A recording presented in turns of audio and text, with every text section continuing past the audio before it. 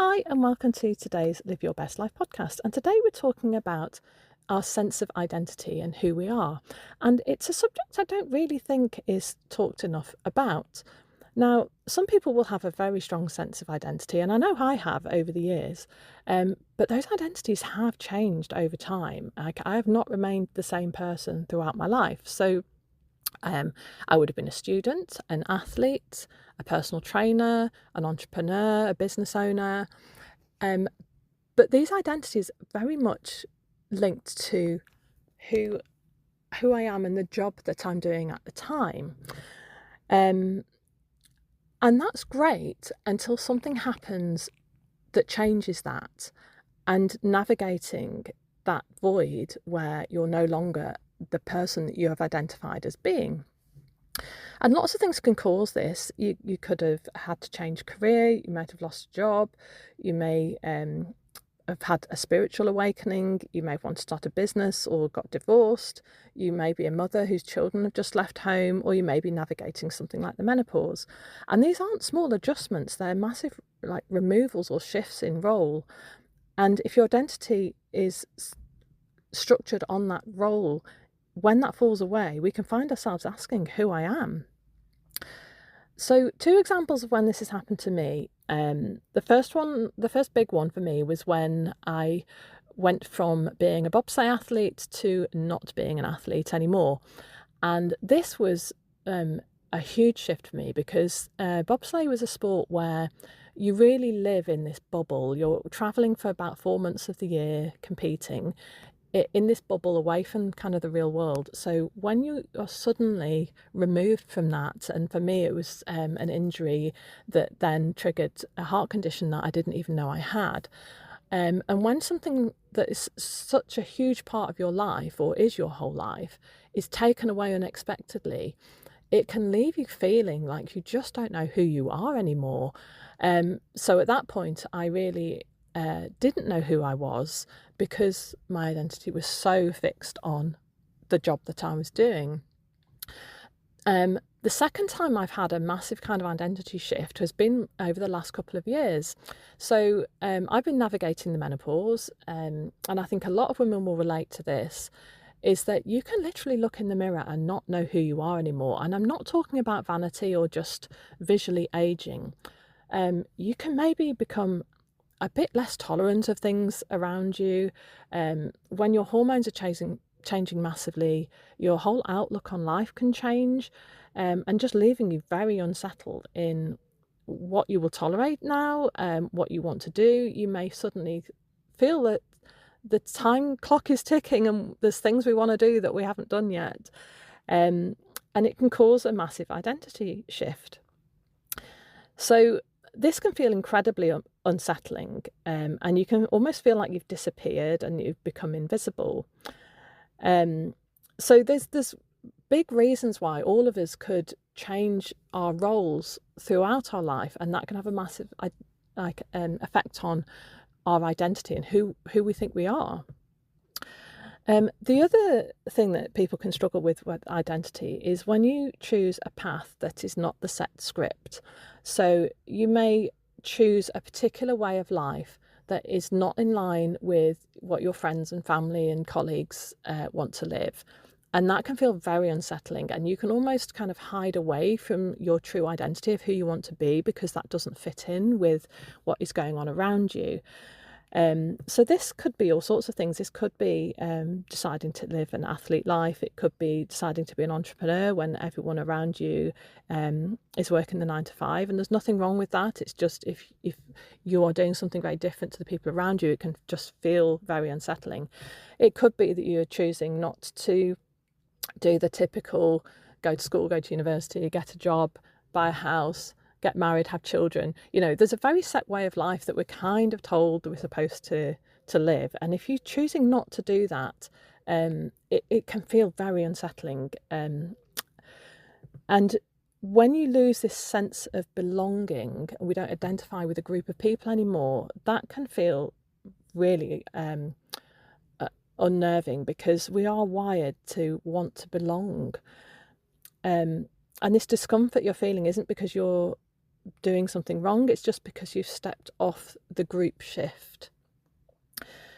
Now, how can we change this loss of identity or unsettled identity into a power?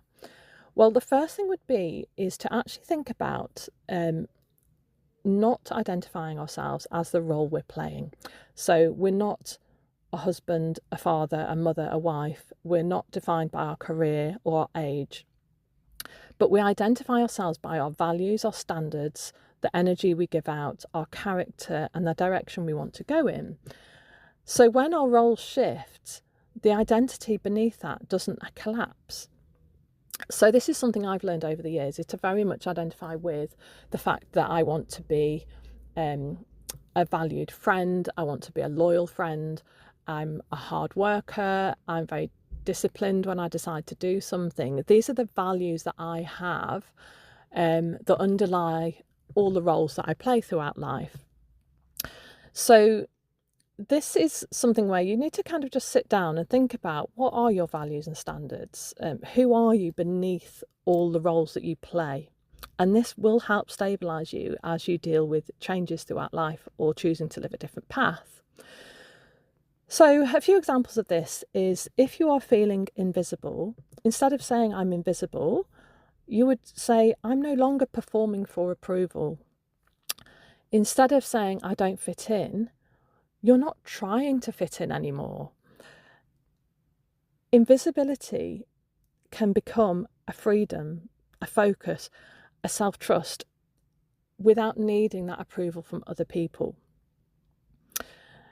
So the first thing I would say to do is, if you're not really sure who you are, is who are the people you respect, and what are the values, what are the things that they do that make you respect that person? Is it their honesty, their integrity, their work ethic?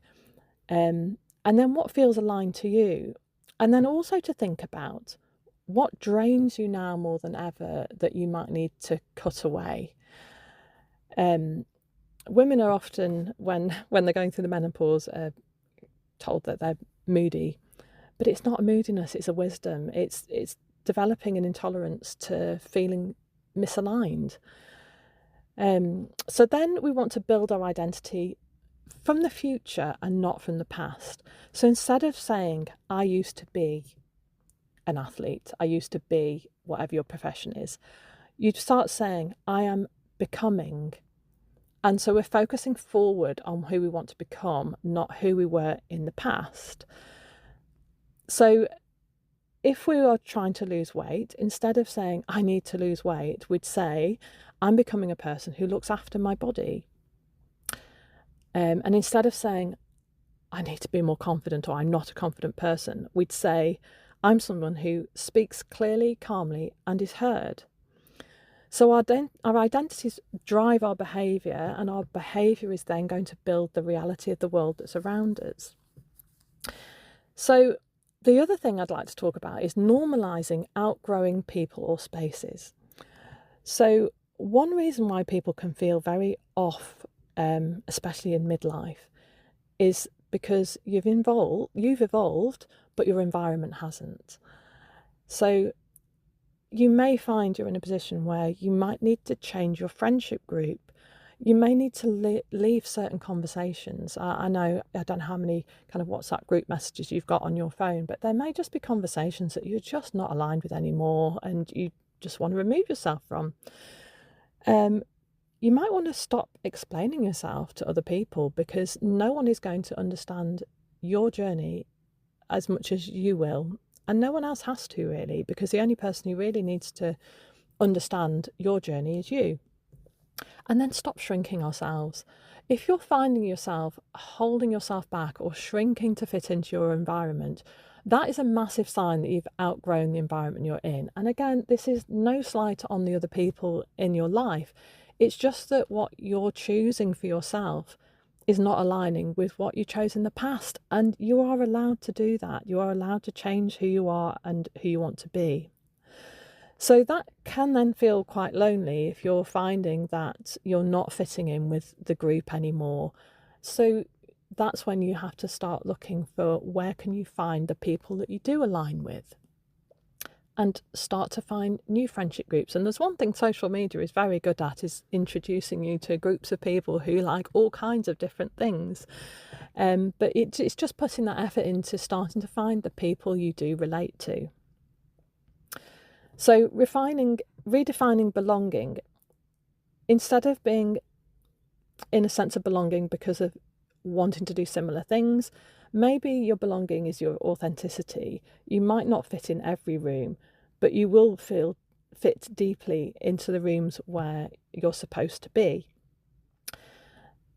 And maybe you need to find a depth of friends instead of a breadth of friends. So instead of having 15 friends who you don't really relate to anymore, maybe you just need to find those 2 or 3 who you do really relate to. And again, that might not be because you have the same hobby or the same interests. It could just be because you have very similar outlooks on life. So power can come from reframing things. So instead of saying, I don't recognise myself anymore, we're going to say, I'm meeting the next version of myself. Instead of feeling invisible, you're no longer living for visibility, you're living for alignment. So my core message here is that life stages don't erase you, they can just reveal you. And what is stripped away is just not what's not essential for you anymore.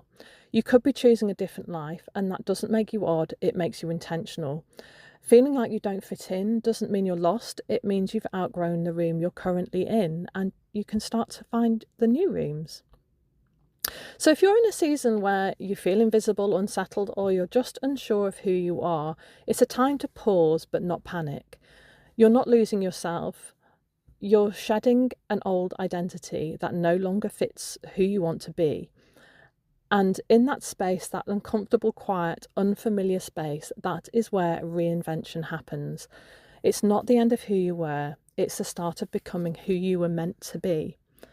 And that version of you, they're wiser, they're freer, and they're more intentional, and they're just getting started.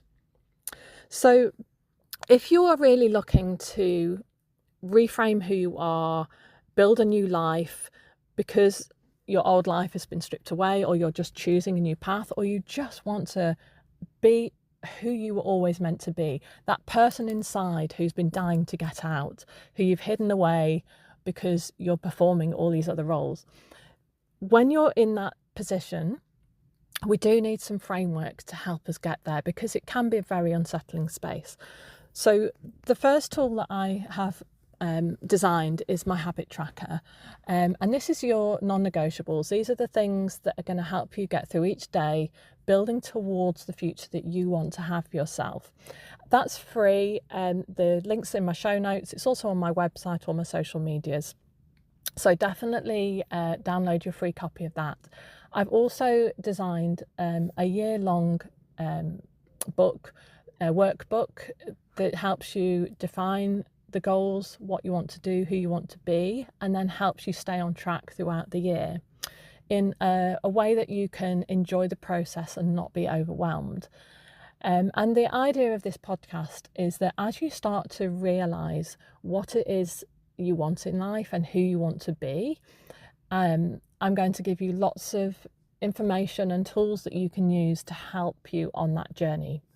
So thank you for joining me again, and I'm really looking forward to joining me again next week, where we'll be diving into a whole new topic. Have a great week.